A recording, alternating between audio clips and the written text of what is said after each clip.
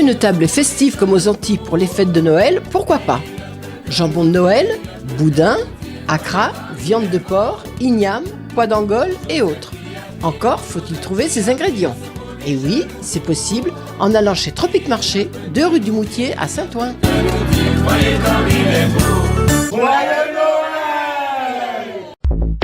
Guadeloupe, actualité.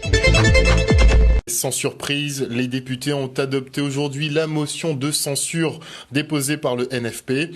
Le gouvernement Barnier est donc le deuxième de la 5e République à chuter après celui de Georges Pompidou en 1962. Un ex-premier ministre qui reçoit les foudres des parlementaires déçus par un budget non concerté et trop austère. Mais pour Christian Baptiste et Élie Califère, si 60 milliards d'euros d'économies étaient à réaliser sur le projet de loi de finances, c'est par la seule faute du président de la République Emmanuel Macron qui conduit le pays, il ne faut pas l'oublier, depuis 10 ans maintenant. Regardez. Ce n'est pas la décision qu'on prendra, n'est pas une décision joyeuse, ni de gaieté de cœur, mais il faut se rendre compte que depuis 3 mois, il y a eu là une mauvaise décision prise par le président de la République et qui demeure le seul responsable de ce qui nous arrive aujourd'hui. Prendre un Premier ministre dans l'équipe la plus pauvre en députés pour mettre, disons, à la tête d'un gouvernement, cela ne pouvait pas fonctionner. En plus, voir le bloc central ne pas soutenir ce gouvernement-là, et pire encore, ne pas avoir un budget d'outre-mer, ce qui est important pour nous, un budget pour donner les moyens à nos territoires de se développer, voir la ponction, on va dire drastique, qui a été faite sur notre budget, on ne pouvait pas quand même, nous éloigner de cette décision de censure après le 49.3, parce qu'on aurait pu discuter encore et qu'il y ait, la reprise de nos amendements, mais une reprise sérieuse et pas des reprises corrigées au Sénat. On n'a pas eu tout cela. Maintenant, il faut poursuivre dans une autre organisation plus démocratique, plus respectueuse aussi de la volonté populaire qui s'est exprimée courant juillet. Mais le chaos, c'est la politique de Macron. C'est pas la peine de faire 50 000 analyses. Aujourd'hui, ça ne tombe pas du ciel, la situation. Et pourquoi il y a cette motion de censure? C'est autour de budget. Un budget d'austérité, un budget où on demande de faire des économies, un budget où on demande de faire 60 milliards d'économies. Pourquoi? Parce que la politique budgétaire a été mauvaise, en finale de compte. Donc par conséquent, le chaos, c'est la politique de Macron. Il faut que les choses soient claires. Et donc, nous ne sommes pas responsables de cette politique. Et notez que Michel Barnier devrait remettre sa démission demain matin au président de la République. Emmanuel Macron qui devrait, dans la foulée, nommer un nouveau Premier ministre. Et hier, un glissement de terrain est survenu à Déhay. Tout un pan de la carrière de la ville s'est effondré, emportant sur son passage une habitation. Un événement probablement lié à l'exploitation de la carrière qui a dû fragiliser le sol. Et bien que l'alerte ait été donnée par des résidents, aucune solution ne leur a été proposée avant le drame. Regardez. Là, l'état d'esprit, moi, c'est des... Quand on peut dire?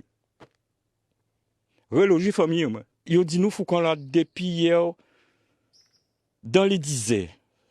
Parce que nous bousculer les choses et nous mettre ces monnaies devant le fait accompli qui fait yo prend conscience des dangers là qui étaient ni. Alors nous sortis là à côté les 10h hier matin, 10h 11h et chemin là faut qu'à hier à 19h.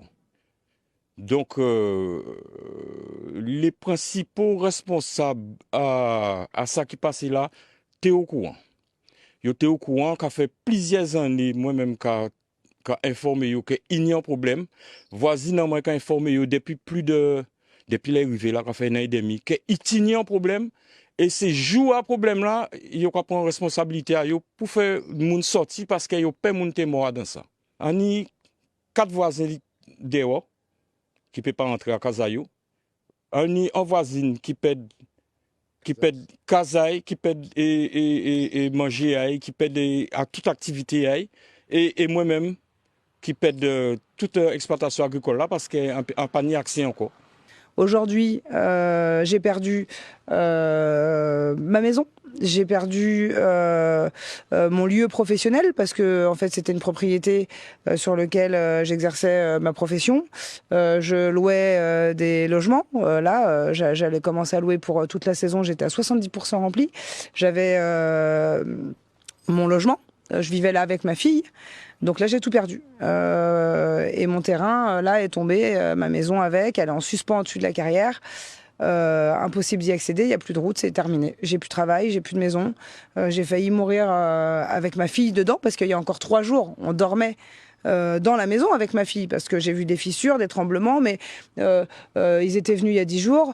Ils m'avaient quand même rassuré en me disant que non, c'était la dalle, la maison qui était un petit peu vieille. Et puis finalement, toujours dans le déni. Et puis bon, en fait là, à 24 heures près, j'ai failli mourir enseveli avec ma fille de 11 ans dans la maison. Personne nous a relogés hier. C'est un voisin dans la rue qui nous a relogés, contrairement à ce qui a été dit dans le communiqué de presse de la préfecture. Et puis, donc on était à quoi? On est à 500 mètres de la maison et à 200 mètres de la carrière. Effectivement, à 19h, on a entendu un énorme glissement de terrain. Avec mon voisin qui a été évacué aussi et qui est hébergé au même endroit que moi. Et évidemment, on a bien compris ce qui se passait et on s'attendait pas du tout, évidemment, à voir. On s'attendait à voir peut-être un bout de la route qui commençait à partir, mais pas l'état dans lequel on a retrouvé ma maison, qui est complètement à plat et voilà. Et donc 5 habitations ont dû être évacuées, 8 parcelles sont maintenant interdites d'accès autour de la zone d'éboulement. Et en attendant qu'une solution pérenne soit trouvée, les sinistrés ont été pris à charge selon les autorités. Regardez.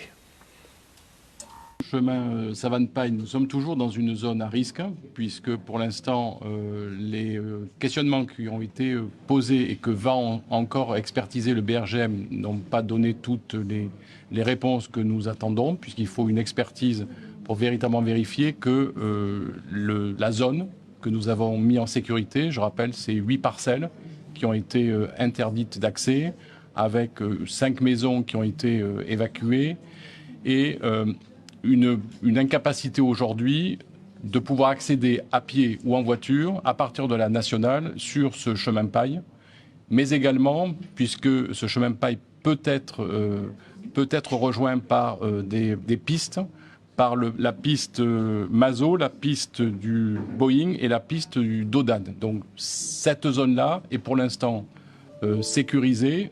Aucune personne ne peut y accéder par voie pédestre ou par voiture. Et les personnes qui résidaient dans les habitations que j'ai indiquées ont été dès hier évacuées pour être mises en sécurité. Nous sommes en train de trouver des solutions pour, dans un premier temps, les reloger. Parce que, effectivement, heureusement que nous avions anticipé hier et que ces familles ont été mises en sécurité. Et donc, les services sont en contact avec le SAMU social et avec les autres organismes pour l'accompagnement déjà psychologique par rapport au traumatisme subi, ainsi que pour le relogement. Toutes les hypothèses sont sur la table, puisque pour l'instant, comme je vous l'ai dit, nous attendons les analyses et les résultats des études qui vont être portées par le BRGM. Donc, toutes les pistes sont possibles, peut-être la carrière, peut-être les infiltrations d'eau, peut-être d'autres phénomènes qui auraient pu survenir au cours du temps et qui ont généré l'apparition de ces failles qui ont entraîné, comme vous le savez, dès hier soir et dans la nuit de hier soir, la chute d'une maison qui était en surplomb de la carrière. Je crois que les services ont été alertés. Effectivement, la police a été dépêchée. La police s'est rendue sur place, sur la route, mais la police ne s'est pas rendue dans les maisons. Et en fait, le danger était à l'intérieur de la maison. Ce que nous sommes allés voir hier, et nous avons effectivement vu que le plancher, enfin le sol de la maison de Madame Garcia était complètement déformé. Mais de la rue étant, ils ne pouvaient pas le voir. Madame Garcia qui accuse fermement les autorités de ne pas avoir agi en temps et en heure. Et notez en bref que l'autorité de la concurrence sanctionne Air Caraïbes et Air Antilles-Express qui écopent de 14 570 000 euros d'amende, dont 13 millions pour Air Caraïbes seul. Les deux transporteurs aériens se sont entendus pour augmenter le prix des billets d'avion entre 2015 et 2019, une pratique anticoncurrentielle et malhonnête sur un réseau régional déjà mal desservi. En tout cas, la compagnie s'est justifiée en disant que ces pratiques remontent déjà à un certain temps et ne concernent effectivement que le marché régional, mais des questionnements effectivement vont persister sur la tarification de ces billets d'avion. Et on se rend maintenant à Vieux-Habitants où un nouveau centre de santé mentale a vu le jour. C'est vraiment très important pour nous parce qu'en fait, si vous voulez, c'est parti de l'idée, c'est avec la rencontre avec Dr Hera qui a aussi travaillé quelque temps avec nous au Sabbat Basser, qui avait constaté qu'il y avait une population en errance sur les habitants, une forte demande de suivi en addictologie et on sait que ces personnes sur la Côte-Soulevant ont du mal à venir sur le centre qui se situe 10 rue Baudouin Basser. Donc on a pensé qu'il fallait faire un projet de consultation avancée comme ça existe déjà sur le CMP de Bémao, de Capesser, de Bouillante et donc couvrir encore la zone, venir sur les habitants pour permettre, dans l'aller vers, comme le préconise l'HAS, dans l'aller vers et aller au plus près de l'usager pour lui permettre d'avoir accès aux soins au même titre que Monsieur Tout-le-Monde. Voilà. Au début, on s'est dit accompagner les jeunes, accompagner la jeunesse et voir pas simplement la jeunesse, des personnes qui sont en recherche d'insertion, en recherche d'emploi. On voit bien que par moment, il y a d'autres problématiques qui sont à traiter avant, notamment des problématiques qui sont autour de la dictologie. Mais pas la dictologie par rapport à l'alcool, ça peut être l'alcool, ça peut être autre chose, ça peut être la drogue, ça peut être aussi la dictologie pour les jeunes concernant le numérique et autre chose. Et donc on s'est rendu compte, avant de traiter la question d'insertion, il y a traité cette demande sociale. Et donc tout naturellement avec le PSM, donc on a pris contact et puis on va signer ce qu'on appelle un contrat local de santé mentale. Et on va aussi faire en sorte que la question de la santé mentale, c'est pas une question qu'on va petit à petit commencer à vulgariser, ne pas avoir cette peur. Dès qu'on parle de santé mentale, ça fait peur, non. La santé mentale doit être traitée comme toutes les formes de problématiques qu'on a. Ça peut être le diabète, ça peut être, voilà, on a une maladie, il faut traiter. Mais la santé mentale va être dorénavant. On a bien vu, par exemple, pour les Jeux Olympiques, eh bien, les athlètes de haut niveau parlent de coach mental, de santé mentale, et que s'ils sont performants, c'est parce qu'il y a eu une prise en main de la question mentale. Donc, nous aussi, pour notre jeunesse, pour notre population, c'est ça qu'on veut mettre en place. Et donc, avoir cette collaboration avec le PSM et mettre en place un contrat local de santé mentale est pour nous un sujet où je suis fier de cette réalisation. Avec le PSM, avec le conseil départemental qui nous a accompagnés aussi sur ce dossier-là. Le maire nous a sollicité parce qu'il a constaté dans sa commune, mais c'est partout, j'ai envie de dire, c'est tout l'ensemble du territoire. Et il faut vraiment qu'on puisse porter des réponses, leur permettre en tout cas d'accéder aux soins. Voilà. Après, vous savez, la dictologie, c'est d'abord la motivation de la personne. On ne peut pas obliger quelqu'un qui ne veut pas arrêter sa consommation de le faire. Par contre, on peut lui emmener l'information, on peut lui emmener les conseils voulus, on peut l'orienter, on peut l'accompagner, mais ce sera toujours son projet à lui et nous, on va l'accompagner. Et n'oubliez pas que le problème n'est pas la drogue, puisque la drogue est la solution dans ce type de cas. Et donc, il faut effectivement mettre en place des moyens pour prendre en charge ces personnes et de manière suivie. Et maintenant, on parle des fêtes de fin d'année. À cet effet, je reçois Mariette Désy, fondatrice de DM Productions. Elle est en compagnie de Juliana Karen, mannequin ADM. Bonsoir. Bonsoir. Donc on s'est vu l'année dernière à peu près à la même période puisque vous organisez une opération caritative en fin d'année. En quoi ça consiste? Donc c'est un collecte de jouets et en partenariat avec la mairie de Vieux-Fort et c'est un projet de solidarité pour les enfants. Et cette année on fait pour les enfants dans la commune et aussi pour la Croix-Rouge qui va partager les jouets et pour les enfants. Et le 21 décembre, on a un spectacle de Noël. On fait le spectacle pour la climax qu'on demande pour les gens venus, regardent le spectacle et amènent juste un jouet pour les enfants. Très bien. Donc il y avait déjà une édition de la collecte caritative, c'était l'an dernier. Comment ça s'est passé? Alors elle s'est super bien passée. Du coup, les enfants ont été ravis. Et pendant cette fête, ça représente l'esprit de Noël, du coup, le partage, d'où la collecte de jouets pour les enfants. Est-ce que vous avez reçu assez de dons l'an dernier? Est-ce qu'il y avait assez de cadeaux? Bon, on n'a jamais assez. Si. Oui, on avait. Il y avait déjà quand même une bonne quantité? Oui. Très bien. Oui. Donc les Guadeloupéens sont toujours généreux? Oui, oui. Donc on attend la même générosité le 21? Oui.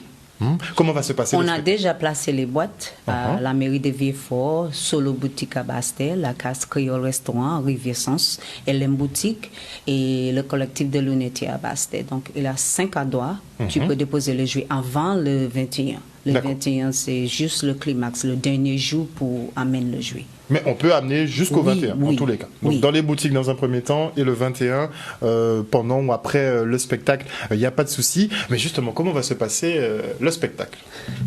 Qu'est-ce qui va être offert au public? Dites-nous tout. Donc, dans le spectacle, on a un défilé de mode, le thème de Noël, donc c'est rouge et blanc. Et on a des artistes comme Nadine Jacobi, Coralie, on a danse indienne par Juliana, on a Man Fan Fan. Et merci à les boutiques aussi qui va soutenir avec les vêtements comme Solo Boutique. Vous avez des partenaires quand même? Oui, avec les vêtements, juste avec les vêtements. Donc Solo Boutique, vous nous avez dit? Oui, Solo Boutique. Solo Boutique à Chaki by Design, Mimi Création et aussi notre marque de Confortable dans ma peau. C'est de marque de DM Production. Très bien. Spectacle de danse, non? Oui, c'est exact. Danse indienne, tu seras seule ou danse indienne et de la danse orientale. Donc moi, on aura un mélange d'oriental et de dancehall avec Boris. Et on a nos 2 pitchounettes de DM Production qui vont faire de l'afro-dance aussi. Afro-dance, donc on a dancehall. Attends, dancehall indienne? Non, on a de la danse indienne, de l'oriental par moi. Danse indienne, danse orientale. Oui. Puis, avec Boris, de la danse orientale avec un mélange de dancehall. D'accord. Et les 2 pitchounettes de l'association DM Production, elles vont faire de l'afro-dance. Oh, très bien. Donc, tout un spectacle de danse. Défilé? Oui. Et danse aussi par 2 jeunes mannequins, Raina et Aurélia, va te danser aussi. On a ça. C'est le spectacle. Très bien. Donc, le rendez-vous, ce sera où et quand? Le 21 décembre. Sur le parvis de l'église, en face de la mairie de Vieux-Fort, à 18h. Et on rappelle les endroits où tout le monde peut aller déposer des cadeaux. Ok, la mairie de Vieux-Fort, la Case Créole Restaurant, Rivière-Sens, le collectif de l'unité à Bastel, Solo Boutique à Bastel et LM Boutique à Bastel. Très bien. Un petit mot pour la population. Alors, je vous invite donc tous à venir regarder ce moment de partage avec nous, pouvoir faire ce qu'on réalise. Chaque année, c'est pour nous un honneur de pouvoir représenter l'esprit de Noël et satisfaire les enfants. Très bien. Alors, on me rappelle cadeau neuf, emballé ou pas emballé? Peu importe. Emballé, n'importe aussi. Emballé, pas emballé, ramenez effectivement tous les jouets que vous pourrez. Ce sera sur le parvis de l'église devant la mairie de Vieux-Fort ce 21 décembre à partir de 18h. Et donc il y aura un show mode plus une animation artistique, à savoir plusieurs danses qui seront réalisées et puis un show de DJ. Donc n'hésitez pas à participer à cette fête organisée par DM Productions.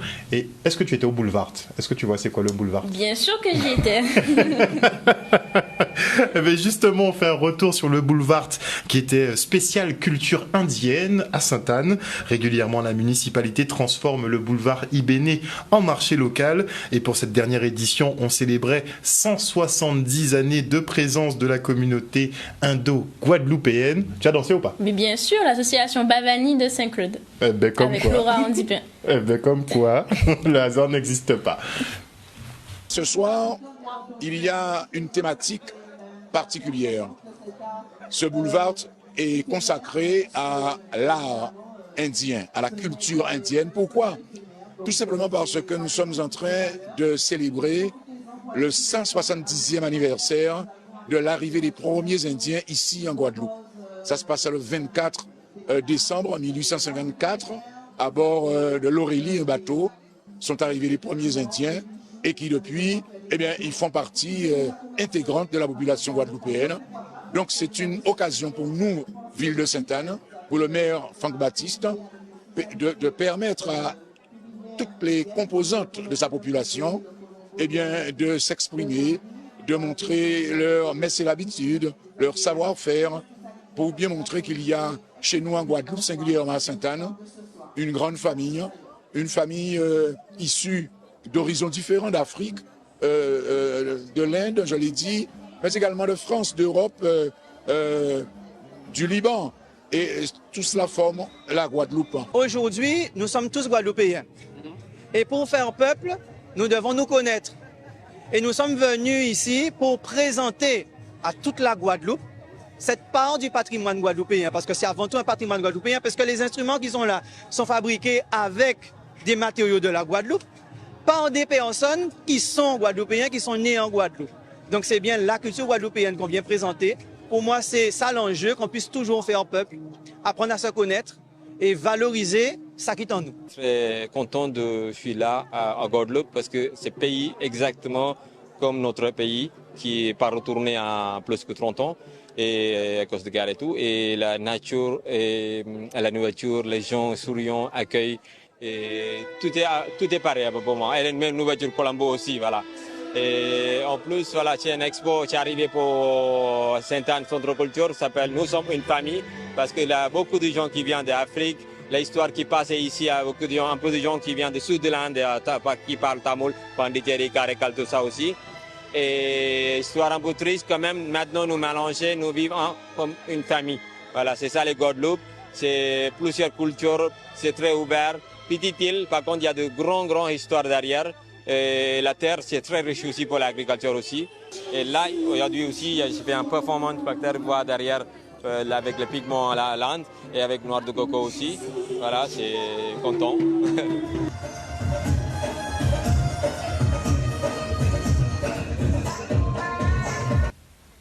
On parle littérature maintenant puisque Ernest Pépin était en séance de dédicace pour la présentation de son dernier recueil de poésie intitulé « À tout pays dédié », une sélection de ses meilleurs textes qui retrace la bataille de l'homme noir pour s'imposer dans une humanité blanche. Regardez. C'est une sélection de poèmes, parmi mes meilleurs poèmes, je crois, que j'ai voulu regrouper en un seul recueil. Et c'est pourquoi ça s'appelle « À tout pays dédié ». Ça veut dire à tout le monde, c'est ouvert à tout le monde. Comme il s'en disait, à tout le monde. Moi, je dis à tout pays dédié. Donc voilà. Et donc, c'est ce recueil. Je voulais parler de ce pays, notre pays, mal aimé, empêché, contrarié, et de son histoire et de sa géographie, mais en poésie, à partir de l'aspect poétique, la dimension poétique. Donc ça donne des poèmes que les gens, j'espère, vont apprécier. Le message est tout le même. C'est que malgré tout le chemin qu'on a suivi, mauvais chemin, on a su remonter la pente et devenir des hommes à part entière. Donc c'est ça mon message fondamental. Montrer comment on a su surmonter les difficultés pour affirmer le rayonnement d'une culture et d'une humanité. Pour un auteur que nous avons toujours soutenu, nous avons pratiquement tous ses livres dans notre bibliothèque. Ça a commencé par L'Homme au bâton et vraiment on le suit de très près. Ce sont les lecteurs qui vous font. Vous écrivez, mais sans lecteurs, c'est eux qui vous portent. C'est capital. On ne peut pas écrire si on n'échange pas. Écrire, c'est échanger, c'est distribuer, c'est commenter, c'est comme vous le faites d'ailleurs. Merci beaucoup. O-News Radio sur outremernews.fr.